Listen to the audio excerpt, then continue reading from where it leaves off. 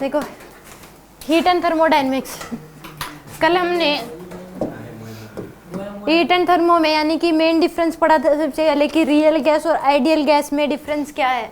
Real gas में intermolecular force exist करता है, आइडियल गैस में एग्जिस्ट नहीं करता। और इसमें अगर इंटरमोलिकुलर फोर्स एग्जिस्ट करता है तो पोटेंशियल एनर्जी होगी, रियल गैस में एग्जिस्ट करेगी और इसमें एग्जिस्ट नहीं करेगी, क्योंकि इंटरमोलिकुलर फोर्स ही नहीं होगा। अगर इसमें रियल आइडियल गैस में इंटरमोलिकुलर फोर्स नहीं होता तो इंटरमोलिकुलर फोर्स उनके पास कनेक्शन ही नहीं है, तो उसकी पोटेंशियल एनर्जी का कोई कंसेप्ट ही नहीं होता। दूसरा, ये नेचुरली रियल गैस जो है वो नेचुरली एग्जिस्ट करती है, आइडियल गैस नेचुरली एग्जिस्ट नहीं करते। पूरी हीट एंड थर्मो में हम आइडियल गैस लेके चलेंगे, फिर आप कहोगे कि एग्जिस्ट ही नहीं करती तो आएगी कहाँ से। वो हम रियल गैस को आइडियल गैस में कन्वर्ट कर सकते हैं। कैसे कन्वर्ट कर सकते हैं कि एक कंटेनर में गैस तो क्या ले लो, कम ले लो, गैस क्या कर दो, कम ले लो, वॉल्यूम क्या कर दो उसका ज़्यादा हो, टेम्परेचर क्या कर दो, बढ़ा दो, तो उनका वो क्या करने वाइब्रेट करना शुरू हो जाएंगे, इधर उधर दौड़ेंगे तो उनका कनेक्शन खत्म हो जाएगा। कनेक्शन खत्म हो गया यानी कि उनका इंटरमोलिकुलर फोर्स क्या हो गया, खत्म। तो वो किसकी तरह बिहेव करेगी फिर, आइडियल गैस की तरह। तो एक आइडियल गैस को, रियल गैस को आइडियल गैस में कन्वर्ट करा जा सकता है हाई टेम्परेचर करके। गैस तो कम लोगे, अगर वॉल्यूम ज़्यादा ले लिया और गैस भी उतनी ले ली तो फिर वो ख़त्म कैसे हो गया। गैस कम लोगे, उसमें वॉल्यूम बढ़ा दो, गैस आप उतनी रखो। मान लो गैस पहले जितनी थी उसके बाद भी उतनी ही रखो, बट वॉल्यूम क्या कर दो, बहुत ज़्यादा कर दो, टेम्परेचर बाहर से बहुत ज़्यादा बढ़ा दो, तो उस केस में इंटरमोलिकुलर फोर्स क्या हो जाएगा, खत्म हो जाएगा। तो रियल गैस किसकी तरह बिहेव करेगी, आइडियल गैस की तरह। डायरेक्ट क्वेश्चन ये पूछा जा चुका कि रियल गैस आइडियल गैस में कैसे कन्वर्ट करे, तो आप लिखोगे हाई टेम्परेचर, लेस प्रेशर और हाई वॉल्यूम। ठीक है, हाई टेम्परेचर होना चाहिए उसका, हाई वॉल्यूम होना चाहिए और प्रेशर क्या होना चाहिए, बाहर से कम होना चाहिए। ठीक है,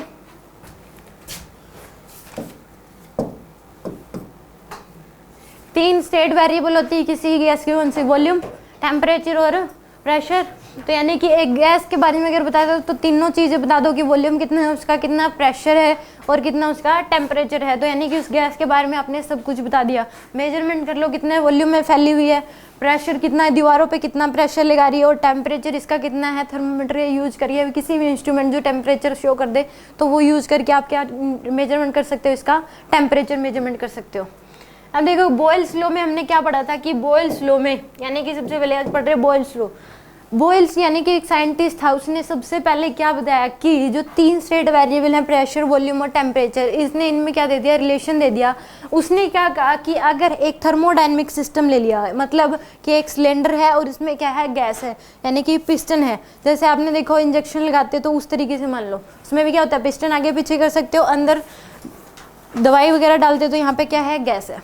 ठीक है, तो ये क्या बन गया, एक थर्मोडायनेमिक सिस्टम या फिर गैसियस सिस्टम अगर आ रखा हो तो मास क्या कर दिया उसने, कांस्टेंट। मास मतलब नंबर ऑफ मॉलिक्यूल्स क्या कर दिए उसके, फिक्स कर दिए, चेंज नहीं कर रहे आप। और टेम्परेचर फिक्स कर दिया, मतलब उसकी टेम्परेचर भी नहीं बढ़ा रहे, वो स्पीड जो स्टार्टिंग में थी अब भी क्या है उनकी उतनी ही स्पीड है। तो टेम्परेचर भी फिक्स कर दिया, टेम्परेचर बढ़ाते ही आप समझ जाना कि उनकी वेलोसिटी फिक्स कर दी, मतलब काइनेटिक एनर्जी फिक्स कर दी उनकी। तो इस केस में, उस केस में प्रेशर इन्वर्सली प्रोपोर्शनल होगा किसके, वॉल्यूम के। प्रेशर क्या होगा, इन्वर्सली प्रोपोर्शनल होगा इसके, वॉल्यूम के। अगर टेम्परेचर आप कांस्टेंट रख रहे हो तो अगर आप प्रेशर बढ़ाओगे तो वॉल्यूम क्या हो जाएगा, कम हो जाएगा।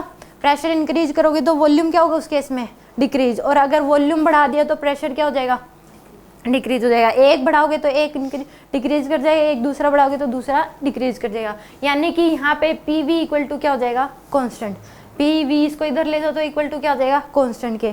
यानी कि हमेशा प्रेशर वॉल्यूम क्या रहेंगे, कांस्टेंट। टेम्परेचर को आपने फिक्स कर रखा है तो उस केस में प्रेशर जो होगा इन्वर्सली प्रोपोर्शनल होगा किसके, वॉल्यूम के। यानी कि वॉल्यूम कम करोगे तो प्रेशर क्या हो जाएगा, बढ़ जाएगा। और वॉल्यूम अगर आप बढ़ाओगे तो प्रेशर क्या हो जाएगा, कम हो जाएगा। रियलिटी में भी ऐसा होगा, एनिमेशन के थ्रू समझ आ जाएगा आपको कि होता है। अगर आप गैस उतनी रख रहे हो, यानी कि प्रेशर का मतलब कि ये दीवारों पे कितना फोर्स लगाएंगे, जो पिस्टन है वो दीवारों पे जो मॉलिक्यूल्स है वो कितना फोर्स लगा रहे हैं। तो अगर आपने वॉल्यूम कम कर दिया तो उस केस में ये एक दूसरे से जल्दी जल्दी टकराएंगे इधर उधर, यानी कि स्पेस कम मिला तो टक्कर भी क्या मारेंगे, जल्दी जल्दी। तो यानी कि प्रेशर क्या हो जाएगा उस केस में, बढ़ जाएगा। वॉल्यूम कम करने से प्रेशर क्या होगा, बढ़ेगा। वॉल्यूम बढ़ाने से प्रेशर क्या हो जाएगा, कम हो जाएगा। ठीक है, तो पी वी इक्वल टू क्या हो जाएगा, कांस्टेंट। यहाँ पे P1 V1 यानी कि P1 V1 क्या है, एक जगह का प्रेशर वॉल्यूम। यहाँ पे इसके मान लो यहाँ पे इनिशियल पोजीशन, तो यहाँ पे जितना प्रेशर है P1 और ये जितना वॉल्यूम है क्या हो जाएगा, V1। आपने इसको मान लो पिस्टन को दबा दिया तो उस केस में यहाँ का प्रेशर क्या हो जाएगा P2 और वॉल्यूम क्या हो जाएगा V2। तो ये प्रेशर इनटू वॉल्यूम का प्रोडक्ट क्या रहेगा, हमेशा कांस्टेंट रहेगा। तो P1 V1 इक्वेट कर सकते हो P2 V2।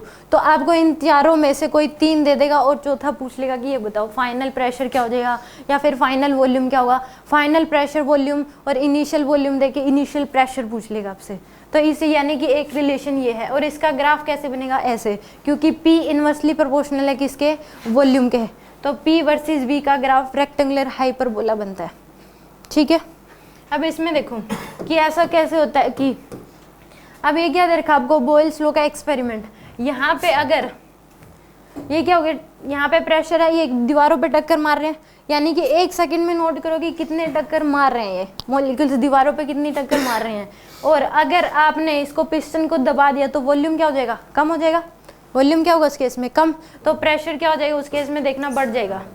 अगर आपने ये दबा दिया तो क्या हो रहा है, मॉलिक्यूल्स क्या हो गया, फास्ट हो गया, यानी कि एक टक्कर जो है वो क्या मार रहे हैं, जल्दी मार रहे हैं। तो यानी कि प्रेशर क्या हो गया, बढ़ गया। वॉल्यूम क्या कर दिया आपने, कम। तो यानी कि वॉल्यूम अगर बढ़ाओगे तो प्रेशर क्या हो जाएगा उस केस में, बढ़ जाएगा, और वॉल्यूम कम कर दिया तो ठीक है। अगर आपने इसमें वॉल्यूम बढ़ा दिया, वॉल्यूम क्या कर दिया आपने, बढ़ा दिया, तो अब क्या हो गया, वॉल्यूम बढ़ गया, प्रेशर क्या हो गया, कम। देखो दीवारों पे जो टक्कर मार रहे हैं क्या हो रहे हैं, इनकी स्पीड भी क्या होगी उस केस में, कम हो गई। ठीक है, यानी कि जो टक्कर मार रहे हैं मॉलिक्यूल्स तो उतने ही, जगह ज़्यादा मिल गई। तो उस केस में ये दीवारों पे टक्कर जो मारेंगे वो क्या मारेंगे, कम मारेंगे। मान लो एक तो इतना ही कमरा है उसमें 2 पर्सन है, और एक उतने ही कमरे में मान लो उसके उस वॉल्यूम आपने वो बढ़ा दिया मान लो, तो उस केस में वो तो दिखेंगे ही नहीं फिर मान लो एक दूसरे को। तो यानी कि वॉल्यूम के बढ़ने से प्रेशर क्या हो जाता है, कम। दोबारा से वहीं लाओगे तो प्रेशर उतना ही हो जाएगा फिर। ठीक है, यानी कि ये बोयल्स लॉ की प्रेशर और वॉल्यूम में रिलेशन है। वॉल्यूम इंक्रीज हुआ तो प्रेशर क्या हो जाएगा, डिक्रीज। वॉल्यूम डिक्रीज हुआ तो प्रेशर क्या हो जाएगा, इंक्रीज। यानी कि P इनवर्सली प्रोपोर्शनल होगा किसके, V के। इसमें कोई डाउट हो तो बताओ पहले, एक क्वेश्चन कर दो। पहले आपको दे रखा है temperature of gas sample is constant. Temperature constant दे दिया तो यानी कि किस लॉ की बात कर रहा है, ये बोयल्स लॉ की बात कर रहा है। तो आपको बताना है volume is double, then what is the effect on pressure. क्या इफेक्ट पड़ेगा प्रेशर पे, हाफ हो जाएगा। यानी कि P क्या है, P inversely proportional to V है। तो इस केस में टेम्परेचर कांस्टेंट रख रहे हैं, वॉल्यूम को डबल कर दिया तो प्रेशर क्या हो जाएगा, हाफ हो जाएगा। अब इस फॉर्मूले से भी कर सकते हो, P1 V1 equal to P2 V2। पहले प्रेशर मान लो P था, वॉल्यूम क्या था V, बाद में प्रेशर P डैश आपको बताना है, वॉल्यूम क्या कर दिया इसने, डबल कर दिया, 2V कर दिया। तो यहाँ पे P डैश की वैल्यू क्या हो जाएगी, PV बाय में 2V, तो कितना आ जाएगा, P/2 के इक्वल। ठीक है, डायरेक्ट इससे भी सोच सकते हो और ऐसे इससे भी कर सकते हो आप। सेकंड में क्या कर दिया, टेम्परेचर ऑफ गैस सैंपल क्या है, कांस्टेंट है, प्रेशर मेड 3 टाइम्स, प्रेशर क्या कर दिया 3 टाइम्स ज्यादा कर दिया, वॉल्यूम कितना हो जाएगा, V/3 हो जाएगा। यहाँ से यानी कि V जो है इनवर्सली प्रोपोर्शनल टू P कर सकते हो। प्रेशर क्या कर दिया आपको 3 टाइम्स बढ़ा दिया तो वॉल्यूम क्या हो जाएगा 3 टाइम्स घट जाएगा। इसमें गैस सैंपल प्रेशर कितना दे रखा है 3 atm, वॉल्यूम कितना दे रखा है आपको 2 मीटर क्यूब। तो ये बताना है कि वॉल्यूम कितना हो गया 5 मीटर क्यूब, वॉल्यूम बढ़ गया तो प्रेशर क्या हो जाएगा ये बताना है आपको। वॉल्यूम प्रेशर डिक्रीज होगा पहली बात तो, क्योंकि वॉल्यूम बढ़ा है तो प्रेशर क्या होगा डिक्रीज होगा। तो कितना हो जाएगा ये पूछा है, तो पहले कितना था 3, वॉल्यूम है 2 इक्वल टू 5 इंटू में क्या हो जाएगा P डैश, तो 6 डिवाइड बाय में 5 क्या हो जाएगा आपके पास P डैश की वैल्यू। तो पहले जितना था अब क्या हो जाएगा उसमें कम हो जाएगा। सीधा अगर ये पूछा कि प्रेशर डिक्रीज होगा या इंक्रीज, तो अब ये देख लो वॉल्यूम बढ़ा है या घटा है। तो वॉल्यूम अगर इंक्रीज हुआ है तो प्रेशर क्या हो जाएगा उस केस में डिक्रीज हो जाएगा। ठीक है, अब देखो चार्ल्स नाम का साइंटिस्ट था, उसने क्या करा कि मास को फिक्स रखा। मास को तो क्या रखा है कांस्टेंट, मास मतलब नंबर ऑफ मॉलिक्यूल्स उतने ही है, गैस पहले जितनी थी बाद में भी क्या उतनी, मास कांस्टेंट करा। वो मॉलिक्यूल्स नंबर ऑफ मॉलिक्यूल्स नहीं बढ़ा रहा। मास को कांस्टेंट रखने का मतलब ये, उसने क्या कर दिया प्रेशर कांस्टेंट रख दिया। प्रेशर क्या रखना है कांस्टेंट। तो उसने कहा कि V डायरेक्टली प्रोपोर्शनल होगा किसके टेम्परेचर के, V डायरेक्टली प्रोपोर्शनल होगा किसके टेम्परेचर के। अगर हमें प्रेशर कांस्टेंट रखना है तो उस केस में मान लो आपने वॉल्यूम बढ़ा दिया, अगर ऐसा ना हो कि प्रेशर कांस्टेंट कैसे रखा जा सकता है, वॉल्यूम आपने बढ़ाया तो अगर वॉल्यूम अगर बढ़ाया टेम्परेचर आप बढ़ा ही नहीं रहे और प्रेशर कांस्टेंट रखना है, तो ऐसा तो पॉसिबल है ही नहीं कि टेम्परेचर को भी क्या रख रहे हो आप, टेम्परेचर आप बढ़ा ही नहीं रहे। मान लो इस पिस्टन को यहाँ से लेके यहाँ तक ले आए आप, ठीक है, तो वॉल्यूम तो बढ़ गया। अब टेम्परेचर बढ़ाओगे ही नहीं तो उस केस में प्रेशर क्या हो जाएगा, कम हो जाएगा। बट इसने क्या करा है, प्रेशर को क्या रखना है, कांस्टेंट। तो इसलिए अगर वॉल्यूम बढ़ाओगे तो टेम्परेचर भी क्या करना पड़ेगा, आपको बढ़ाना पड़ेगा, ताकि प्रेशर क्या रहे, कांस्टेंट रहे। तो यानी कि अगर प्रेशर को कांस्टेंट रखना है तो वो एक ही सिचुएशन में हो सकता है, वॉल्यूम अगर बढ़ाओगे तो टेम्परेचर भी क्या करना पड़ेगा, आपको बढ़ाना पड़ेगा। तो V डायरेक्टली प्रोपोर्शनल हो जाएगा किसके, टेम्परेचर के। तो V/T इक्वल टू क्या हो जाएगा, कांस्टेंट। तो V1/T1 इक्वल टू क्या होगा, V2/T2। यानी कि इनिशियल जहाँ पे था वहाँ पे वॉल्यूम क्या है, V1, टेम्परेचर क्या कितना है, T1, वॉल्यूम कितना कर दिया, V2, तो टेम्परेचर कितना हो जाएगा, T2। तो यहाँ पे V directly proportional to T है, तो ग्राफ ऐसे बनता है। यहाँ पे स्टार्टिंग में डॉटेड क्यों है, कोई बताएगा? स्टार्टेड डॉटेड क्यों है, क्योंकि 0 केल्विन टेम्परेचर पॉसिबल नहीं है, इसलिए डॉटेड करा गया ये। ठीक है, डॉटेड ही होगा, स्टार्टिंग में टच मत कर देना। 0 केल्विन टेम्परेचर पॉसिबल नहीं है।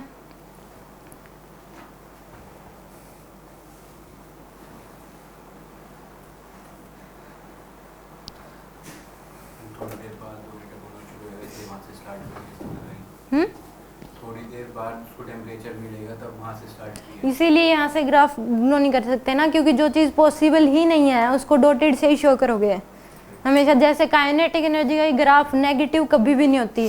तो काइनेटिक एनर्जी का मान लो कोई ग्राफ पूछ रहा है, तो जैसे मान लो हम मॉडर्न फिजिक्स में पढ़ते हैं काइनेटिक एनर्जी वर्सेस फ्रीक्वेंसी का ग्राफ, तो वो ऐसे ही बनते हैं। तो उसमें डॉटेड लाइन होती है, क्योंकि काइनेटिक एनर्जी नेगेटिव पॉसिबल नहीं है, इसलिए डॉटेड इमेजिन करके चलते हैं कि ऐसा रियलिटी में नहीं होता, इमेजिनरी होती है, इसलिए डॉटेड की जाती है। तो काइनेटिक एनर्जी कभी नेगेटिव नहीं होगी।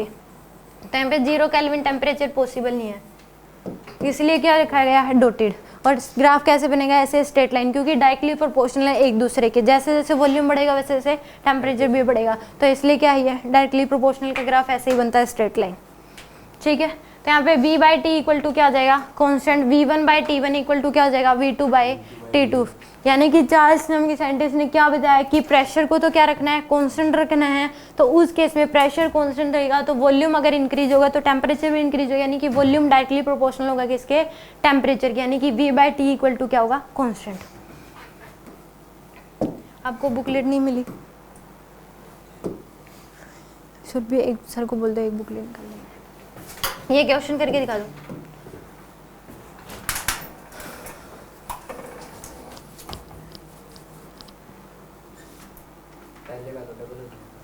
पहले क्या बोला, प्रेशर हो गया, सैंपल कांस्टेंट है, वॉल्यूम डबल कर दिया तो इफेक्ट ऑफ टेम्परेचर भी क्या हो जाएगा, डबल हो जाएगा। ये वॉल्यूम अगर डबल करा है यानी कि V डायरेक्टली प्रोपोर्शन टू, तो V डबल कर दिया, 2V कर दिया, तो टेम्परेचर भी क्या हो जाएगा, 2T डबल हो जाएगा। ठीक है, सेकंड केस में टेम्परेचर मेड 3 टाइम्स, टेम्परेचर को क्या कर दिया, 3 टाइम्स कर दिया, तो वॉल्यूम भी क्या हो जाएगा, 3 टाइम्स हो जाएगा, यानी कि 3 भी हो जाएगा वॉल्यूम भी।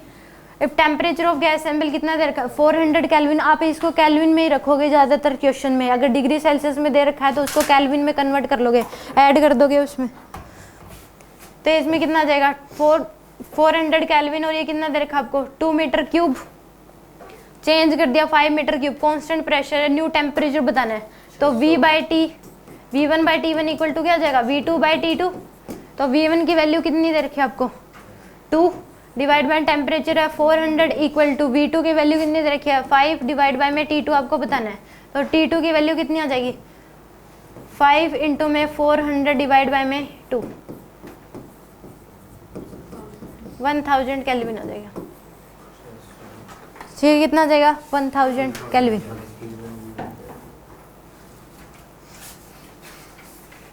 हाँ तो बताइए नहीं क्या कर दोगे।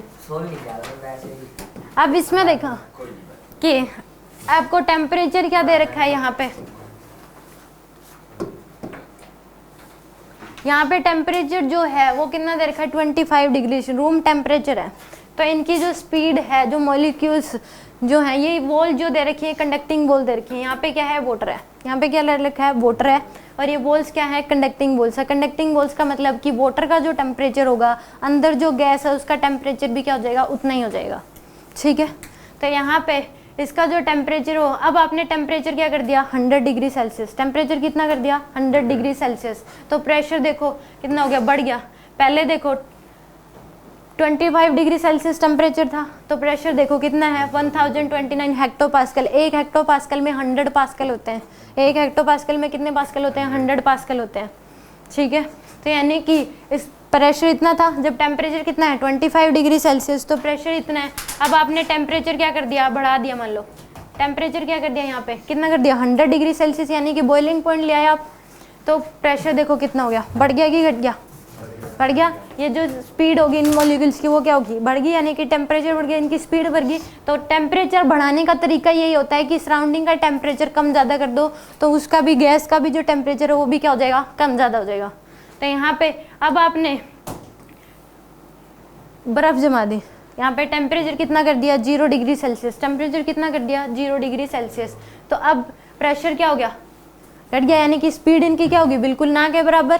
तो यानी कि प्रेशर क्या हो गया? इस केस में डिक्रीज हो गया। अब प्रेशर टेम्परेचर जो है हम -78 डिग्री सेल्सियस कर सकते हैं। हम कहोगे माइनस में तो पॉसिबल ही नहीं है इतना ज़्यादा करना, तो करा जा सकता है। आप वाटर में क्या डाल दो? Acetone plus dry ice. Acetone plus क्या डाल दो? Dry ice. तो टेम्परेचर नेगेटिव में भी जा सकता है, इतना टेम्परेचर करा जा सकता है अगर एसीटोन प्लस ड्राई आइस का यूज करा जाए तो। इतना टेम्परेचर किया जा सकता है। अब देखो इसमें क्या डाल दिया? एसीटोन ड्राई आइस, तो क्या हो गया? Temperature -78 degree Celsius. तो प्रेशर क्या हो गया? और कम हो गया। तो यानी कि टेम्परेचर के बढ़ाने और घटाने से प्रेशर क्या हो रहा है? कम ज़्यादा हो रहा है, ठीक है। तो यानी कि यहाँ पे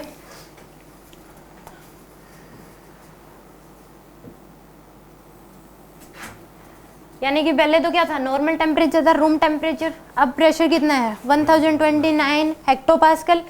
अब टेम्परेचर क्या कर दिया आपने? 100 डिग्री सेल्सियस कर दिया, तो प्रेशर क्या हो गया? बढ़ गया। 1029 पास्कल से कितना हो गया? 1280 हेक्टोपास्कल। अब आपने टेम्परेचर जो है और कम कर दिया। टेम्परेचर क्या कर दिया? 0 डिग्री सेल्सियस। टेम्परेचर क्या कर दिया? 0 डिग्री सेल्सियस। तो उस केस में बर्फ़ जम गई। यहाँ पे 0 डिग्री सेल्सियस पे क्या होता है? आइसिंग पॉइंट, यानी कि बर्फ़ जम जाती है। जो हमारे घरों में जो हम फ्रिज यूज़ करते हैं वो 0 डिग्री सेल्सियस पे बर्फ़ जम जाती है। बट आप जो देखोगे कि शादी वगैरह में जो बर्फ़ आती है वो बहुत ज़्यादा देर तक पिघलती नहीं, क्योंकि उसका टेम्परेचर क्या होता है? माइनस में होता है, नेगेटिव में रखते हैं उसका टेम्परेचर, इसलिए वो जल्दी से नहीं पिघलती। घर वाली जो है वो जल्दी पिघल जाती है, क्योंकि टेम्परेचर क्या उसका 0 और उनका क्या होता है? माइनस में। तो यहाँ पे अब टेम्परेचर कितना कर दिया? 0 डिग्री सेल्सियस। तो इनकी जो स्पीड है वो क्या होगी? कम होगी, यानी कि प्रेशर क्या हो गया? कम। अब आपने क्या कर दिया? इनका टेम्परेचर और कम कर दिया, माइनस में कर दिया, तो स्पीड क्या होगी? बिल्कुल मरे मरे से ऐसे हिल डुल रहे हैं। जैसे मान लो हमारे साथ भी ऐसा होता है कि गर्मी होती है तो हम ऐसे भागते हैं, बस जल्दी से भाग लो यहाँ से, और जैसे ही तो हल्की सी वो होती है तो हमारी स्पीड थोड़ी और कम हो जाती है, और बिल्कुल और ठंड हो जाए तो हम तो निकलने की कोशिश नहीं करते हैं। तो सेम इनके साथ हो रहा है ऐसे। तो रियल लाइफ में भी आप ऐसे कर सकते हो।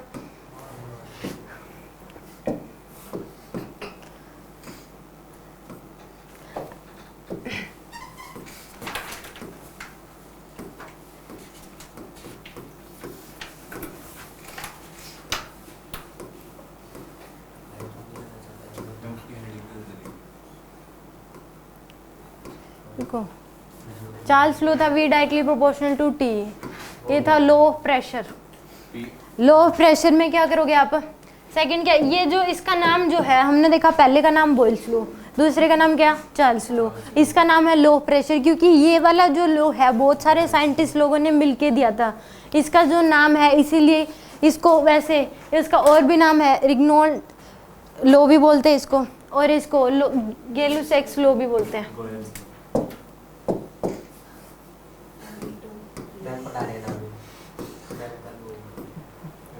ना मुझे नहीं चाहिए। इसको क्या बोलते हैं? रो ऑफ प्रेशर भी बोलते हैं, रिनोल्ड लॉ भी बोलते हैं। यानी कि जो ऐसे साइंटिस्ट, रिनोल्ड एक साइंटिस्ट का नाम है जिसने ज़्यादा कुछ बताया होगा इसके बारे में। बहुत सारे साइंटिस्ट थे, सब बोला मैं बताऊंगा कुछ, मैं बताऊंगा कुछ, तो सब ने क्या होगा? कुछ अलग अलग चीज़ें बताई होंगी। तो इसलिए किसी का भी नाम ना रख के बुक्स में आपको लो ऑफ प्रेशर भी मिलेगा, रिनोल्ड लॉ भी मिलेगा, और गै-लुसैक्स लॉ भी मिलता है।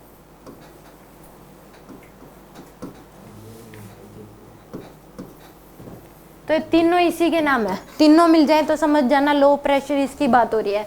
इसमें क्या होगा? मास क्या रखना है आपको? कांस्टेंट। मास क्या रखना है? कांस्टेंट। और वॉल्यूम भी क्या रखना है? कांस्टेंट। यानी कि इस पिस्टन को हिलाना डुलाना नहीं है, यानी कि फिक्स कर दिया इसको। क्या कर दिया फिक्सन को फिक्स, तो बी वॉल्यूम फिक्स रहेगा, तो यानी कि पी डायरेक्टली प्रोपोर्शनल क्या होगा टेम्परेचर के। वॉल्यूम अगर आपने क्या कर दिया फिक्स कर दिया तो पी डायरेक्टली प्रोपोर्शनल हो जाएगा किसके टी के। अगर आपने टेम्परेचर बढ़ाया तो प्रेशर क्या होगा बढ़ेगा ही, वॉल्यूम तो फिक्स कर रखा आपने, टेम्परेचर अगर बढ़ा दिया बाहर से सराउंडिंग का टेम्परेचर इंक्रीज कर दिया तो प्रेशर भी क्या हो जाएगा इंक्रीज हो जाएगा। जैसे हमने देखा था अभी पीछे एनिमेशन की, अगर आप टेम्परेचर बढ़ा रहे हो तो प्रेशर क्या हो रहा है बढ़ रहा है, और टेम्परेचर कम कर रहे हो तो प्रेशर भी क्या हो रहा है कम हो रहा है। तो इसलिए ये क्या था लो प्रेशर के बारे में था। तो यानी कि अगर आप वॉल्यूम फिक्स रख के मास फिक्स रख के अगर प्रेशर बढ़ाओगे तो टेम्परेचर भी क्या हो जाएगा बढ़ जाएगा, यानी कि P डायरेक्टली प्रोपोर्शनल हो जाएगा किसके T के, और P by T equal to क्या होगा कांस्टेंट, यानी कि P1 by T1 equal to क्या हो जाएगा P2 by T2। Volume fix करने का मतलब पिस्टन को लॉक कर दो आप, वॉल्यूम फिक्स कर दिया मतलब पिस्टन को क्या कर दो लॉक। उसके बाद आप टेम्परेचर अगर बढ़ाओगे तो प्रेशर क्या हो जाएगा बढ़ जाएगा, वॉल्यूम उतना ही रहेगा। तो टेम्परेचर घटाओगे तो प्रेशर भी क्या हो जाएगा घट जाएगा, यानी कि P डायरेक्टली प्रोपोर्शनल होगा किसके T के। इसका ग्राफ भी ऐसे बनता है, P वर्सेस T का ग्राफ ऐसे बनेगा। इसमें भी टेम्परेचर ही होगा, इसमें भी यहाँ पे एक्स एक्सिस पे क्या है टेम्परेचर है, तो 0 केल्विन टेम्परेचर पॉसिबल नहीं है। ठीक है, यहाँ तक किसी को कोई डाउट हो तो बताओ।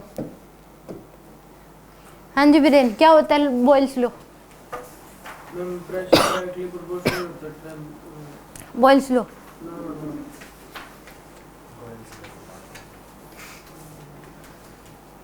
हाँ जी क्या होता है बॉयल्स लो? पूरा बताना है होता क्या है, ये अकेली इक्वेशन नहीं बतानी है, ऐसा बताना है कि मास फिक्स रखना है और टेम्परेचर कांस्टेंट रखना है। तो ऐसा बोलना है आपको, मास फिक्स रखना है और टेम्परेचर कांस्टेंट रखोगे तो ही P inversely proportional to V होगा, वरना नहीं। ठीक है, कंडीशन है टेम्परेचर कांस्टेंट होना चाहिए तो ही P inversely proportional to V होगा। बॉयल्स लो ये है, ये बात जरूर बोलोगी कि टेम्परेचर और मास फिक्स करना है कांस्टेंट रखना है तो ही P इनवर्सली प्रोपोर्शनल होगा किसके V के। हाँ जी चार्ल्स लो क्या होता है? टेम्परेचर रख दिया तो स्पीड कांस्टेंट होएगी, तो अब टेम्परेचर मेन तो जो बोला जाता है वो टेम्परेचर बोलोगे ना कि स्पीड, क्योंकि हर कोई मान लो तुझने तो याद ही रखो टेम्परेचर कांस्टेंट रखना है तो उस केस में ऑटोमेटिक है कि स्पीड भी उनकी वही रहेगी। प्रेशर और मास कांस्टेंट तो V directly proportional to T। T होगी। लो प्रेशर क्या होता है? प्रेशर प्रेशर क्या हो जाएगा डायरेक्टली प्रोपोर्शनल हो जाएगा इसके टेम्परेचर के। तो यानी कि P1 by T1 equal to क्या हो जाएगा P2 बाई T2। उसके बाद क्या हुआ कि साइंटिस्ट लोगों ने ये देखा कि 3 लॉ तो दे दिए बट फिर भी जो एक्सपेरिमेंट कर रहे हैं उनमें कुछ ना कुछ प्रॉब्लम आ रही है, क्योंकि एक्सपेरिमेंट करने के लिए किसी ना किसी एक को फिक्स रखना पड़ रहा है। तीनों लॉ तभी एप्लीकेबल हैं कि एक बार प्रेशर को फिक्स रखो, वॉल्यूम को फिक्स करो, टेम्परेचर को भी, बट ऐसा पॉसिबल नहीं है कि इसी एक को चेंज कर एक को फिक्स रख लो बाकी उस केस में एक को फिक्स रखो बाकी 2 चेंज हो। हमें एक्सपेरिमेंट ऐसा चाहिए कि उस केस में किसी भी चीज़ को हमें फिक्स ना करना पड़े। हमें एक्सपेरिमेंट करते इसमें एक ऐसा लॉ चाहिए कि जिसमें हमें एक ऐसी इक्वेशन चाहिए जिसमें हमें किसी को भी फिक्स ना करना पड़े। तो यानी कि बाद में इसमें क्या हुए कि ये क्वेश्चन कर दो पहले फिर आगे करते हैं।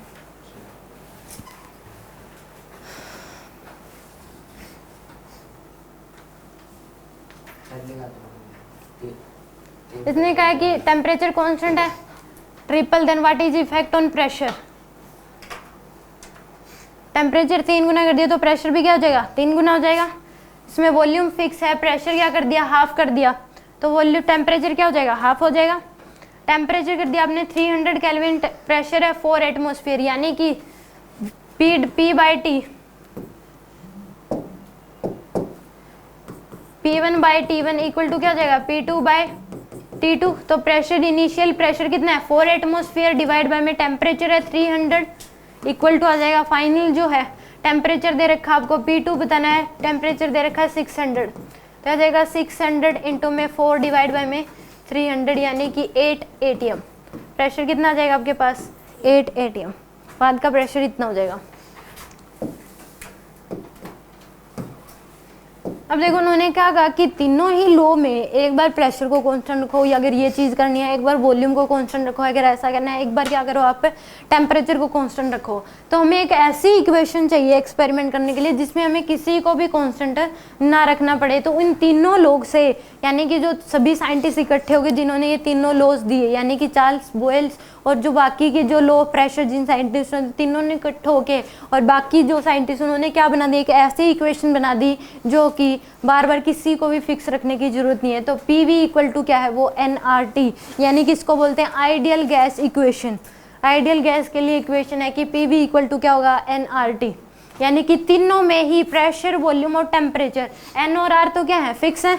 तो यानी कि प्रेशर, वॉल्यूम और टेम्परेचर तीनों में क्या दे दिया, एक रिलेशन दे दिया। क्योंकि पहले क्या था कि दो ही, एक को कांस्टेंट रखने, दो में रिलेशन दिया था, यहाँ पे क्या दे दिया, तीनों में ही रिलेशन दे दिया। पी वी इक्वल टू क्या होगा, NRT। पी यहाँ पे pressure, V volume, N number of moles होंगे, R यूनिवर्सल गैस कांस्टेंट, इसकी वैल्यू फिजिक्स में जो यूज करते हैं वो यही होगी 8.31 जूल पर मोल पर केल्विन, SI यूनिट में। ठीक है, यही यूज करोगे। केमिस्ट्री में उसकी यूनिट अलग होती है, लीटर मोल उसमें होती है वो, तो इसलिए वहाँ पे केमिस्ट्री का अलग है। फिजिक्स में यही यूज करोगे 8.31 जूल पर मोल पर केल्विन। अदर यूनिट्स में दे दिया तो आप इसको यूज कर सकते हो 1.99 कैलोरी पर मोल पर डिग्री सेल्सियस। कैलोरी में अगर आपको निकालना है तो आप ये यूज कर सकते हो 1.99 R की वैल्यू कैलोरी पर मोल पर डिग्री सेल्सियस। इसको अप्रोक्सीमेट 2 लिखते हैं, 2 कैलोरी पर मोल पर डिग्री सेल्सियस। ठीक है, अगर कैलोरी में आंसर दे रखा है तो आप R की वैल्यू ये वाली पुट कर लोगे। ठीक है, ये CGS यूनिट नहीं है, आप ये मत सोचना, क्योंकि CGS में अर्ग होता है, अर्ग होती है CGS यूनिट, ना कि कैलोरी, कोई अदर ही यूनिट है ये। तो SI यूनिट यही होगी, इसकी वैल्यू R की वैल्यू 8.31 जूल पर मोल पर केल्विन, ये वाली रखोगे। और T क्या हो जाएगा, temperature of the gas in term of kelvin. सभी SI में है, प्रेशर इसमें किस में लोगे आप, और वॉल्यूम भी SI में लोगे, सारी की सारी चीज़ें। ठीक है, तो यहाँ पे टेम्परेचर केल्विन में लेना है और ये वाली वैल्यू यूज करोगे, R की value universal gas constant 8.31 joule पर मोल पर केल्विन। ठीक है, अगर कैलोरी में दे रखा है तो 2 यूज कर लेना। अब देखो ये इक्वेशन आई कहाँ से,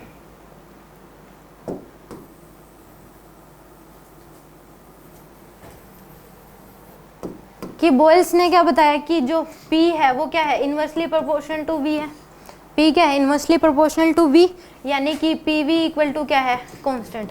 एक इक्वेशन ये थी, PV इक्वल टू क्या हो गया, कांस्टेंट। चार्ल्स ने क्या बताया, V directly proportional to T है, यानी कि V by T equal to क्या हो गया, कांस्टेंट। एक सेकंड इक्वेशन ही होगी। और लो प्रेशर यानी कि रिग्नो लो है वो क्या है, P by T equal to क्या है, कांस्टेंट। ये तीनों जो हैं अलग अलग कांस्टेंट है, तीनों क्या हैं, अलग अलग कांस्टेंट है। आपके पास 3 इक्वेशन है, तीनों को क्या कर दो, दोनों साइड मल्टीप्लाई कर दो, तीनों को क्या कर दो, दोनों साइड मल्टीप्लाई कर दो। तो यहाँ पे क्या हो जाएगा, P स्क्वायर, ऊपर ऊपर वाले को मल्टीप्लाई कर दोगे तो P square V square by में क्या हो जाएगा, T स्क्वायर इक्वल टू एक नया कांस्टेंट है। ये इन तीनों को मिलाने पे ही क्या है, एक नया कांस्टेंट। ये कांस्टेंट भी अलग था, ये भी अलग था, ये भी अलग था। अब तीनों को मल्टीप्लाई करा तो भी क्या है, एक अलग कांस्टेंट है। ये चारों के चारों अलग है, दिखाया गया एक सही है। तो यहाँ पे अब क्या आ गया, P square V square by में T स्क्वायर इक्वल टू क्या आ गया, K के इक्वल। अब दोनों साइड क्या कर दो, स्क्वायर रूट, तो ये कितना आ जाएगा, P V बाय में T इक्वल टू, अब नया कांस्टेंट आएगा K, क्या आएगा, अब नया कांस्टेंट। और इस K को लिखते हैं, या फिर इसको R लिख लो आप, इसको क्या लिख लो आप, R, स्मॉल r लिख लो इसको। ये क्या आ जाएगा, इसको अगर स्क्वायर रूट करोगे तो ये क्या आ जाएगा, R आ जाएगा, स्मॉल r के इक्वल। स्मॉल r को बोलते हैं specific gas constant. Small r को क्या बोलते हैं, स्पेसिफिक गैस कांस्टेंट, इसको बोलते हैं स्पेसिफिक गैस कांस्टेंट। तो यहाँ पे और इस r की जो वैल्यू होती है स्मॉल r की, वो होती है n इंटू में कैपिटल R के। अगर आप यूनिवर्सल गैस कांस्टेंट को नंबर ऑफ मोल से मल्टीप्लाई कर दोगे तो उसको स्पेसिफिक गैस कांस्टेंट बोलते हैं। ठीक है, तो यानी कि ये क्या आ जाएगा, पी वी बाय में, यहाँ से अब ये बस क्या गया, P V by T equal to क्या आ जाएगा, एन आर के इक्वल। तो पी वी इक्वल टू क्या आ जाएगा, एन आर टी। ये आती है आइडियल गैस इक्वेशन। इन तीनों लॉ से मिलके क्या बना दी, एक तीनों में रिलेशन बना दिया। P V equal to N R T, P pressure, V volume, N number of moles, R universal gas constant जिसकी वैल्यू होगी 8.31 जूल पर मोल पर केल्विन, और T temperature in term of kelvin. ठीक है, इस कैपिटल आर यानी कि स्मॉल आर जो होगा उसको क्या लिख सकते हो, नंबर ऑफ मोल्स इनटू में universal gas constant. Small R को बोलते हैं स्पेसिफिक गैस कांस्टेंट। अगर यूनिवर्सल गैस कांस्टेंट को नंबर ऑफ मोल से मल्टीप्लाई कर दोगे तो उसी को क्या बोलते हैं, स्पेसिफिक गैस कांस्टेंट। ठीक है, किसी को कोई डाउट हो तो बताओ। श्योर? ये कांस्टेंट नहीं लिया था। कुछ कांस्टेंट नहीं है इसमें। आर तो यूनिवर्सल गैस कांस्टेंट है, वो तो ठीक है। बाकी प्रेशर, वॉल्यूम, टेम्परेचर, एक गैस के तीन ही होते हैं, प्रेशर, वॉल्यूम, टेम्परेचर, उन तीनों में से कोई भी कांस्टेंट नहीं ले रखा। ठीक है, अब ये स्पेसिफिक गैस कांस्टेंट और यूनिवर्सल गैस कांस्टेंट में डिफरेंस पता लग गया क्या है? क्योंकि स्पेसिफिक गैस कांस्टेंट क्या होगा, यूनिवर्सल किसी भी स्पेसिफिक गैस कांस्टेंट अलग अलग गैस के लिए अलग अलग होगा। मान लो ऑक्सीजन के है तो उसके कितने मोल है उससे मल्टीप्लाई कर दो यूनिवर्सल, तो वो क्या आ जाएगी, स्पेसिफिक गैस कांस्टेंट आ जाएगी। मतलब इसकी वैल्यू फिक्स नहीं है, आर की वैल्यू फिक्स है 8.31। ठीक है, वो तो डिपेंड करेगा कि इस गैस की बात करें कितने नंबर ऑफ मोल्स हैं। ठीक है, नंबर ऑफ मोल्स पे डिपेंड करेगी स्पेसिफिक गैस कांस्टेंट। यहाँ तक किसी को डाउट हो तो बताओ। ये आगे इसके डेरिवेशन कर रखा है, P V equal to constant, v by T equal to constant और p by T equal to क्या है, कॉन्स्टेंट। तीनों इक्वेशन को मल्टीप्लाई कर दो दोनों साइड, तो P square V square by T square, ये भी एक नया कॉन्स्टेंट है तो इसके रूट लोगे दोनों साइड, तो पी वी इक्वल टू क्या आ जाएगा, टी के को ही लिखते हैं एन इंटू आर, और ये के स्मॉल आर बोल दो जी, के बोल दो, ये क्या है, स्पेसिफिक गैस कॉन्स्टेंट बोलते हैं इसको। तो पी वी इक्वल टू क्या आ जाएगा, N R T. Any doubt? यानी कि आइडियल गैस इक्वेशन क्या होगी, P V equal to N R T. Pressure, volume और टेम्परेचर में रिलेशन है कि P pressure, V volume, N number of moles, और आर क्या जाएगा, यूनिवर्सल गैस कांस्टेंट, और T temperature in term of kelvin. ये क्वेश्चन कर दो आप। पहले वाले में कोई इफेक्ट नहीं।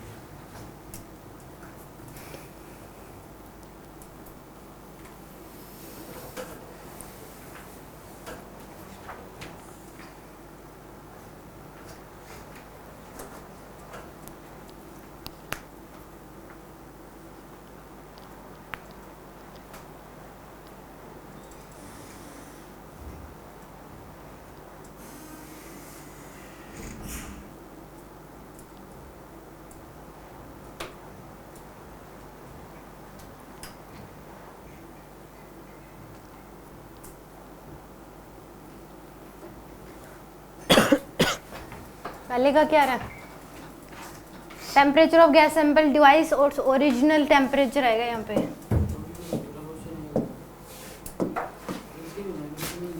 ओरिजिनल टेम्परेचर और volume is made half of original volume, then what is effect on pressure. Pressure पे क्या इफेक्ट पड़ेगा, तो ये कर दो P V by T equal to क्या कर सकते हो आप, कॉन्स्टेंट, यानी कि N into R, N number of moles तो फिक्स ही है, आर की वैल्यू फिक्स है। तो पहले यानी कि P1 V1 बाय में T1 इक्वल टू क्या कर सकते हो, P2 V2 बाय में T2। तो प्रेशर, टेम्परेचर पहले क्या था, T1 था, बाद का टेम्परेचर क्या कर दिया, ट्वाइस कर दिया पहले का, तो यानी कि कितना आ जाएगा, P1 V1 बाय में T1 इक्वल टू, और P2 बताना है आपको, वॉल्यूम क्या कर दिया इसने, हाफ, तो V1 बाय 2, और टेम्परेचर क्या कर दिया, डबल, तो 2V2, तो जो 2T1, तो P1 V1 bye T1 equal to क्या आ जाएगा, P2 V1 बाय में 4T1। तो बताओ यहाँ पे कितना होना चाहिए प्रेशर, 4 times of P1। क्या हो जाएगा, P2 की वैल्यू 4 टाइम्स ऑफ P1, यानी कि 4 गुना हो जाएगा। आप तो कह रहे थे इफेक्ट ही ना पड़ेगा, तो इक्वेशन से ही मैंने करा, मैंने कौन सा आपने, nRT वाली से, हाँ तो उसी से मैंने करा है। आपने तो P V by T, हाँ तो N और R तो कांस्टेंट ही है इसमें। मैं आप तो चीटिंग कर, मैंने क्या, मैंने इसके अलावा कुछ लगाई हो तो बताओ। P V equal to N R T था, तो मैं इसको P by V equal by में T equal to N R लिख सकती हूँ, नहीं लिख सकती, नंबर ऑफ मोल्स तो फिक्स है, चेंज थोड़ी ना हो रहा इसमें, आर भी फिक्स ही है, तो P V by T equal to constant लिख सकते हो, कहीं पे भी आप लगा सकते हो, P1 V1 by T1 equal to P2 V2 bye में T2, अगर नंबर ऑफ मोल्स कांस्टेंट रख रहे हैं तो। सेकंड में देखो इसने क्या करा, pressure made be twice original pressure, और वॉल्यूम क्या कर दिया इसने, हाफ कर दिया। तो टेम्परेचर बताना है, तो P1 V1 बाय में T1 इक्वल टू, प्रेशर को क्या करा है ट्वाइस, तो 2P1, और वॉल्यूम क्या कर दिया हाफ, तो V1 बाय 2 डिवाइड बाय में क्या हो जाएगा T2। तो कोई इफेक्ट नहीं पड़ेगा, नो इफेक्ट पागल, एक तो ठीक हो गया। नो इफेक्ट, कोई इफेक्ट नहीं पड़ेगा इसके ऊपर। If volume of gas sample is made thrice, volume क्या कर दिया 3 टाइम्स कर दिया ओरिजिनल वॉल्यूम का, और टेम्परेचर क्या कर दिया ट्वाइस, तो यानी कि P1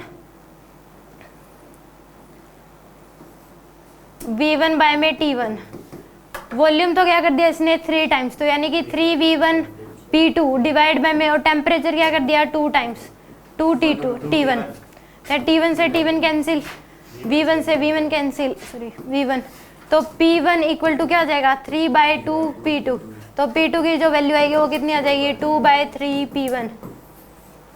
ठीक है, इतना हो जाएगा प्रेशर, ओरिजिनल प्रेशर का 2/3। कोई डाउट हो तो बताओ। अब देखो ये आइडियल गैस इक्वेशन जो है डेंसिटी की टर्म्स में, इसमें भी कई सारे क्वेश्चन आते हैं इसके ऊपर कि डेंसिटी की टर्म्स में बताओ आइडियल गैस, यानी कि प्रेशर डेंसिटी दे के आपसे फिर पूछ लेता है। तो इस केस में PV इक्वल टू क्या था nRT, यहाँ पे नंबर ऑफ n को small m by capital M लिखा गया। कोई बताया स्मॉल m क्या है, कैपिटल M क्या है? कैपिटल एम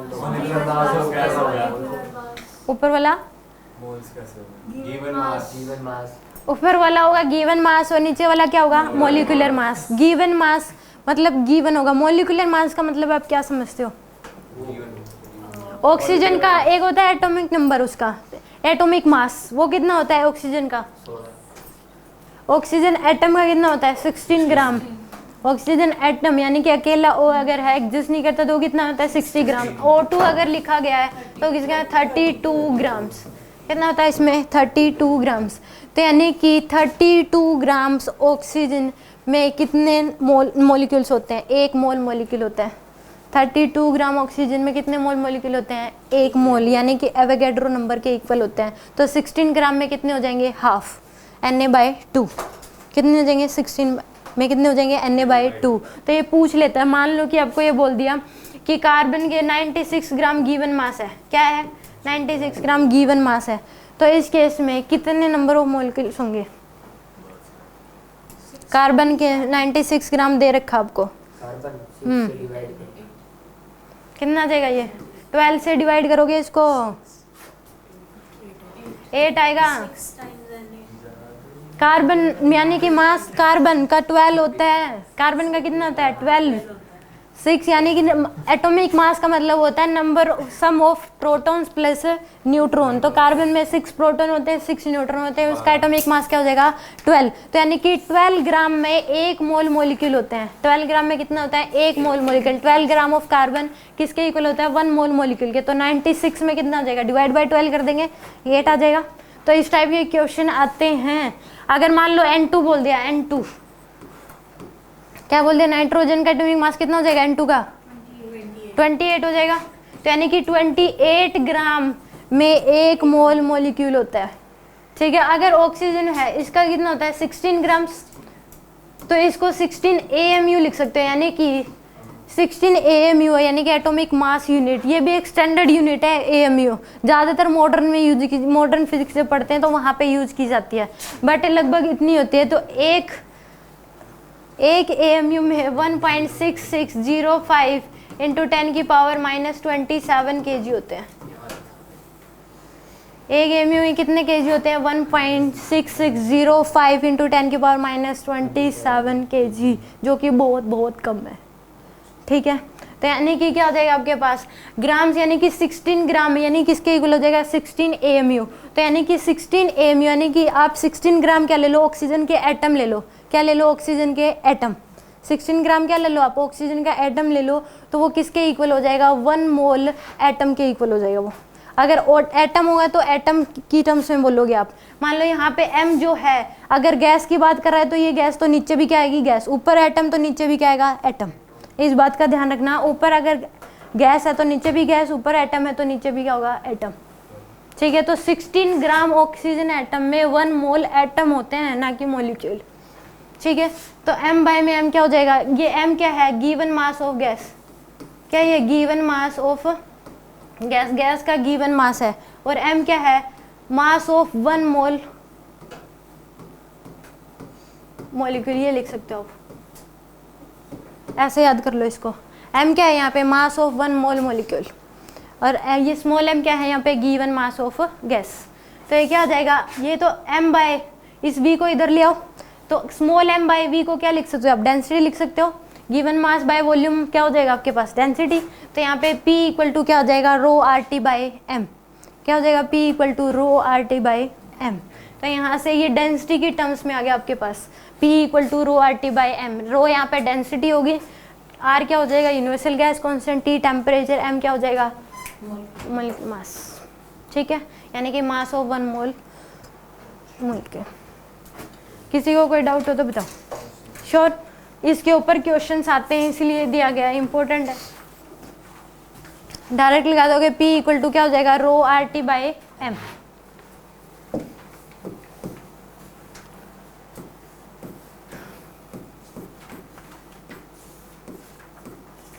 बस में ध्यान से समझना, केमिस्ट्री वाला दिमाग यूज मत करना प्लीज, ठीक है। हीट एंड थर्मो में फिजिक्स का अलग रखना, अपने केमिस्ट्री का अलग रखना। जो चीज़ें यहाँ पे जो साइन कन्वेंशन, बहुत टिपिकल क्वेश्चन है। हाँ, तो इस केस में नहीं, देखो फिजिक्स में अब मैं जिस तरीके से साइन कन्वेंशन बताऊँ आप वही माइंड में सेट कर लेना, आपको पेन चलाने की भी जरूरत नहीं पड़ेगी क्वेश्चन करने के लिए। मतलब वो तो कैलकुलेशन वाले होंगे तो अलग बात है, ये पूछ लिया वर्क डन बाय गैस क्या होगा, work done by gas positive होगा नेगेटिव, बस आपको सोचना है उस केस में। अब देखो, यानी कि 3 बातें ये ध्यान रखनी है कि अगर work done by gas positive कब होगा, work done by agent positive कब होगा, ये देखना है आपको, इंटरनल एनर्जी कब डिक्रीज होगी। देखो अगर मान लो यहाँ पे अगर पिस्टन क्या करोगे आप, इस केस में यहाँ पे प्रेशर जो स्टार्टिंग में देखते हैं,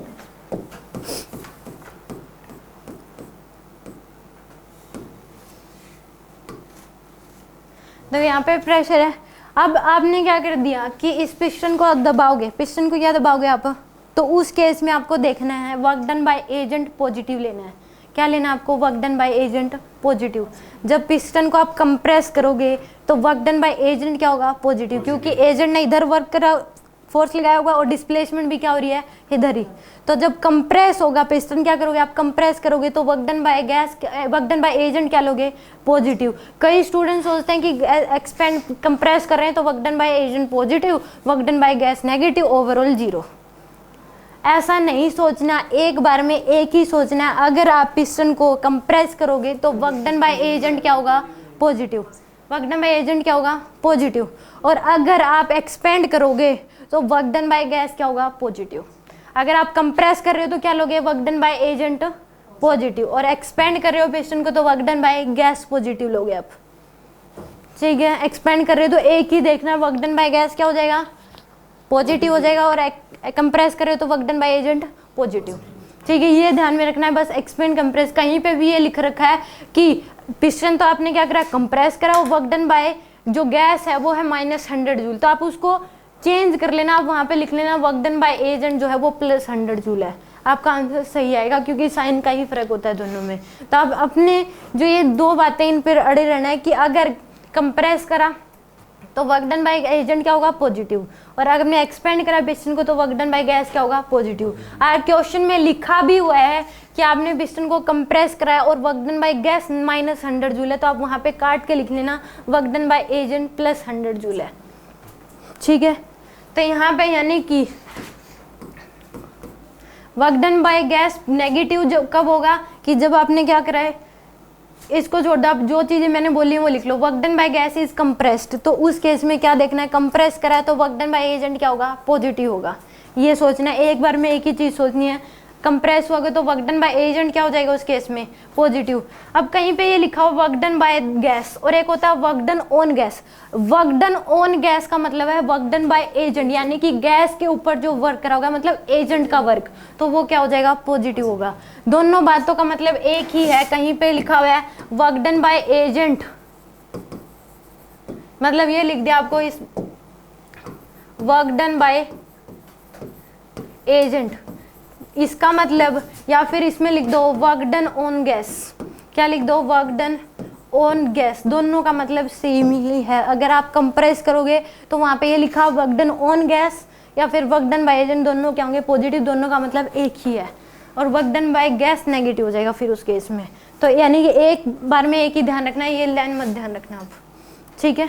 और internal energy of the gas क्या हो जाएगी? इंक्रीज हो जाएगी। इंटरनल एनर्जी क्या हो जाएगी उस केस में? इंक्रीज हो जाएगी। इंटरनल एनर्जी का मतलब कि मान लो मैं आपसे पूछूं कि इसके ऊपर अगर आप इसको कंप्रेस करोगे तो एनर्जी स्पीड क्या हो जाएगी? उनकी ज़्यादा हो जाएगी।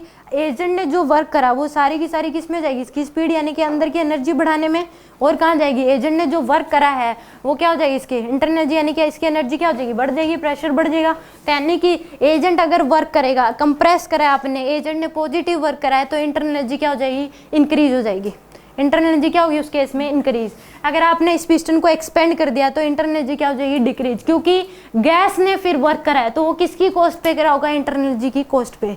इंटरनल एनर्जी का मतलब होता है कि इस गैस की टोटल जो एनर्जी है, और इंटरनल एनर्जी मतलब और टोटल काइनेटिक एनर्जी का मतलब सेम होता है। टोटल एनर्जी जो होती है, टोटल काइनेटिक एनर्जी जो होती है, उसी को बोलते हैं इंटरनल एनर्जी, ठीक है। इंटरनल एनर्जी कोई अलग टाइप से एनर्जी नहीं है। जो ये पूरे थर्मोडायनेमिक्स गैसेस सिस्टम की जो टोटल काइनेटिक एनर्जी है उसी को क्या बोलते हैं? हम इंटरनल एनर्जी बोलते हैं यहाँ पे, ठीक है। मान लो मेरा क्वेश्चन है कि एक गैसेस सिस्टम या थर्मोडायनेमिक सिस्टम है, कितने टाइप की एनर्जी हो सकती है इसके पास? 2। कौन कौन सी? आइडियल गैस की इक्वेशन है तो पोटेंशियल एनर्जी कहाँ से आ गई? पहले तो मेरे को ये बता दो आप।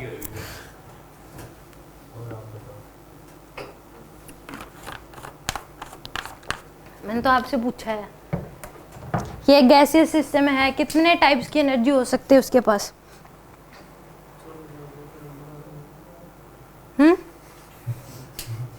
कितनी? हाँ जी वीरेन, कितनी होंगी? कुछ भी बता दो आप, वही मान लेंगे हमें। 0। देखो कई स्टूडेंट सोचते हैं कि इसके बाद ये वाइब्रेट कर रहे हैं, वाइब्रेशन एनर्जी, कोई सोचेंगे इसकी काइनेटिक एनर्जी, तो फिर सोचेंगे पोटेंशियल एनर्जी, फिर सोचेंगे प्रेशर एनर्जी, और एक और आ जाएगी इंटरनल एनर्जी। तो कई सारी एनर्जी गिनवा देते हैं, बट यहाँ पे पोटेंशियल एनर्जी का तो कंसेप्ट ही नहीं है, ठीक है। दूसरी बात, वाइब्रेशनल एनर्जी तब काउंट करते हैं जब टेम्परेचर बहुत ज़्यादा हो। वाइब्रेशन एनर्जी तभी काउंट होती है जब टेम्परेचर क्या हो? बहुत ज़्यादा हो। बट आपको क्वेश्चंस में हमेशा 200 केल्विन, 300, 500 केल्विन यहाँ तक ही मिलता है, तो इसलिए वाइब्रेशन एनर्जी की बात ही नहीं करते। तीसरी बात, इसकी रोटेशन काइनेटिक या टोटल काइनेटिक एनर्जी, वो क्या होगी? मिला जुला के टोटल काइनेटिक एनर्जी बोल सकते हैं उसमें। और जो टोटल काइनेटिक एनर्जी होती है उसी को क्या बोलते हैं? हम इंटरनल एनर्जी बोलते हैं। इंटरनल एनर्जी बोल दो या फिर उसकी टोटल काइनेटिक एनर्जी बोल दो, दोनों का मतलब क्या है? सेम है। तो यहाँ पे अगर आपने पिस्टन को कंप्रेस करोगे तो वर्क डन बाय एजेंट क्या होगा? क्या होगा वीरेन? अगर पिस्टन को एक कंप्रेस करा है तो वर्क डन बाय एजेंट, और इंटरनल एनर्जी डिक्रीज होगी कि इंक्रीज? कहाँ ध्यान है आपका? अगर इसको एक्सपेंड कर दिया तो वर्क डन बाय गैस क्या होगा? अगर पिस्टन को एक्सपेंड कर दिया तो वर्क डन बाय एजेंट क्या हो जाएगा? कंप्रेस या एक्सपेंड? एक्सपेंड बोला मैंने तो, साफ साफ शब्दों में बोला है कि गैस, तो work done by gas positive. मैंने तो वर्क डन बाय गैस ही पूछा है कि अगर एक्सपेंड कर दिया तो वर्क डन बाय गैस क्या होगा? मैं एक्सपेंड बोला था, मैंने फिर कंप्रेस बोल दिया था। एक्सपेंड ही बोला। मैंने तो तीनों बार ही एक्सपेंड बोला, आप सुन लेना, ठीक है। मैं अगर पिस्टन को एक्सपेंड कर दिया तो वर्क डन बाय गैस क्या होगा? पॉजिटिव। और इंटरनल एनर्जी क्या हो जाएगी? कम हो जाएगी, क्योंकि वर्क डन बाय गैस अगर हुआ है तो यानी कि उसने किसकी कॉस्ट पे करा होगा? वो इंटरनल एनर्जी की कॉस्ट पे किया होगा, ठीक है। हम देखो क्या हो गया? बॉडी खराब होने वाला है। If pressure is constant then work done by gas can be find out। अगर प्रेशर को कांस्टेंट रख लिया तो उस केस में वर्क डन बाय गैस जो होगा P इंटू डेल्टा V होता है। अगर कांस्टेंट है तो ही लगाओगे ये वाला फॉर्मूला, अगर क्या रखा आपने, प्रेशर कांस्टेंट रख लिया, तो उस केस में वर्क डन बाय गैस क्या हो जाएगा, P इंटू डेल्टा वी। क्योंकि अगर मान लो डिस्प्लेसमेंट जो ही है, पहले पिस्टन यहाँ पे था, अब डिस्प्लेसमेंट यहाँ से यहाँ तक होगी, तो कितनी डिस्प्लेसमेंट होगी, ये मान लो dx की, कितनी डिस्प्लेसमेंट होगी dx की। तो वर्क डन जो होता है वो क्या होता है, फोर्स इंटू में डिस्प्लेसमेंट, वर्क डन ये होता है फोर्स इंटू डिस्प्लेसमेंट। तो अगर स्मॉल चेंज आया है तो वर्क डन भी क्या होगा, स्मॉल होगा, dw लिखोगे इसको, तो F इंटू में क्या कर दिया dx। और फोर्स को प्रेशर बाय एरिया लिखा जा सकता है, फोर्स को क्या लिखा जा सकता है, प्रेशर बाय एरिया। तो dw इक्वल टू क्या हो जाएगा, F बाय ए इंटू में क्या हो जाएगा, सॉरी P बाय ए इंटू में क्या हो जाएगा dx। तो दोनों साइड क्या कर दो, आप इंटीग्रेशन कर दो, तो w इक्वल टू क्या आ जाएगा आपके पास, और dx बाय में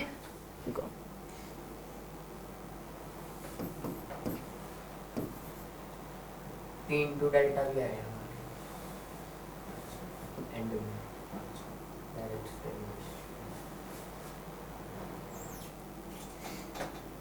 दोनों साइड इंटीग्रेशन करोगे तो w इक्वल टू आ जाएगा P बाय ए इंटू में x। dx का x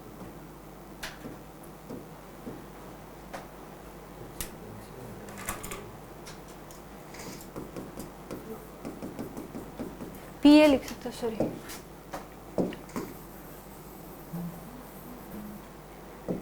यहाँ पे फोर्स को लिख सकते हो प्रेशर इंटू में एरिया।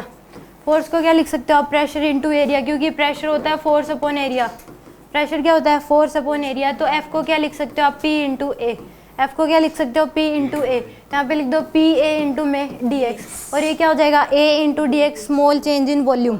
तो डी डब्ल्यू इक्वल टू क्या आ जाएगा, पी डी वी, दोनों साइड इंटीग्रेशन कर दो तो डब्ल्यू इक्वल टू क्या आ जाएगा, पी डेल्टा वी। यह आ जाता है, यहाँ से आता है वर्क डन बाय गैस क्या होगा, पी डेल्टा वी। यहाँ से आता है वर्क डन बाय गैस कितना हो जाएगा, पी डेल्टा वी। यानी कि अगर प्रेशर कांस्टेंट दे रखा है तभी आप लगाओगे इसको पी इंटू में डेल्टा वी, चेंज जितना वॉल्यूम में चेंज हुआ। अगर वेरिएबल होगा, प्रेशर क्या दे दिया आपको, वेरिएबल, कांस्टेंट नहीं है, तो वर्क डन बाय गैस निकालने के लिए क्या करोगे, इंटीग्रेशन का यूज करते हैं। जैसे अगर मान लो फोर्स कांस्टेंट दे रखा है, फोर्स क्या दे दिया आपको, कांस्टेंट, एफ अगर कांस्टेंट दे रखा होता है तो हम वर्क निकालने के लिए क्या करते हैं, एफ इंटू डी, यही करते हैं। और अगर फोर्स वेरिएबल दे रखा आपको, फोर्स क्या लग रहा है, वेरिएबल, तो वर्क निकालने के लिए क्या करते हो, integration of F D x, यही करते हैं। तो सेम यहाँ पे अगर प्रेशर कांस्टेंट दे रखा है तो वर्क निकालने के लिए डायरेक्ट क्या कर दोगे, पी इंटू डेल्टा वी। और अगर प्रेशर वेरिएबल दे रखा है तो क्या करोगे आप, उसको इंटीग्रेशन करोगे। इक्वेशन कर दो, फिर इक्वेशन कर दो।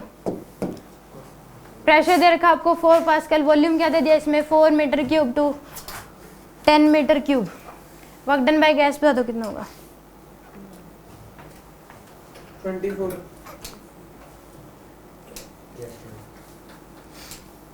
नेक्स्ट करो। 4 यूनिट्स में गलत दे रखी है प्रेशर की। 2v, ये v वॉल्यूम है, यूनिट नहीं है, वॉल्यूम वेरिएबल है यहाँ पे। जैसे f इक्वल टू लिखते हैं 2x, तो यहाँ पे p इक्वल टू लिख रखा है 2v, v यहाँ पे वॉल्यूम है ना कि कोई यूनिट है इसकी, मीटर क्यूब आएगा ये तो, इसको मीटर क्यूब लिख लो, ये यूनिट गलत है, ये मीटर क्यूब आएगी।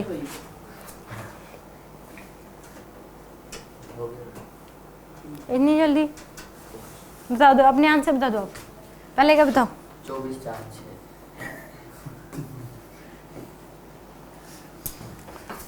6। अगर आपके गलत मिले तो आगे से बोलना मत आप पहले।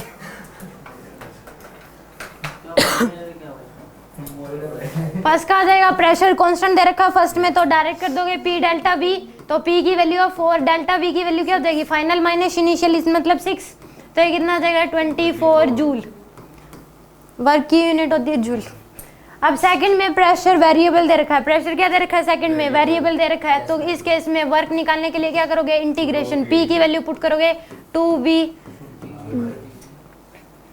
तो यहाँ पे कितना आ जाएगा 2v स्क्वायर बाय में 2, तो क्या आ जाएगा v स्क्वायर। w की वैल्यू क्या आ गई आपके पास, v स्क्वायर के इक्वल, लिमिट पुट करोगे इसमें कहाँ से कहाँ तक, 3 से लेके 5 तक, लिमिट पुट करोगे कहाँ से कहाँ तक, 3 से 5, तो इसमें लिमिट पुट कर दो आप 3 से लेके 5 तक। तो पहले अपर लिमिट तो यानी कि 5 का स्क्वायर माइनस लोअर लिमिट 3 का स्क्वायर, तो 25 माइनस 9 कितना आ जाएगा ये 16 जूल। कितना है था आपका 4। स्क्वायर करना भूल गए थे तभी का। वेरी गुड, ऐसे ही भूल जाना फाइनल पेपर में, वो भी नंबर देना भूल जाएगा। तो इसका कितना आ जाएगा, पी की वैल्यू इसमें भी वेरिएबल दे रखा है आपको, तो वर्क निकालेंगे integration of 3v square dv, तो आ जाएगा 3v की पावर 3 डिवाइड बाय में 3। लिमिट पुट करोगे कहाँ से कहाँ तक, 2 से लेके 4 तक, यानी कि 3 से 3 कैंसिल, 4 का क्यूब माइनस क्या हो जाएगा 2 का क्यूब, 4 का क्यूब कितना आ जाएगा 64 माइनस 8 यानी कि 56 जूल। 56 में इंग्लिश में आते हो हाँ 56 बोल लो भाई, 56 69 को क्या बोलते हैं फिर,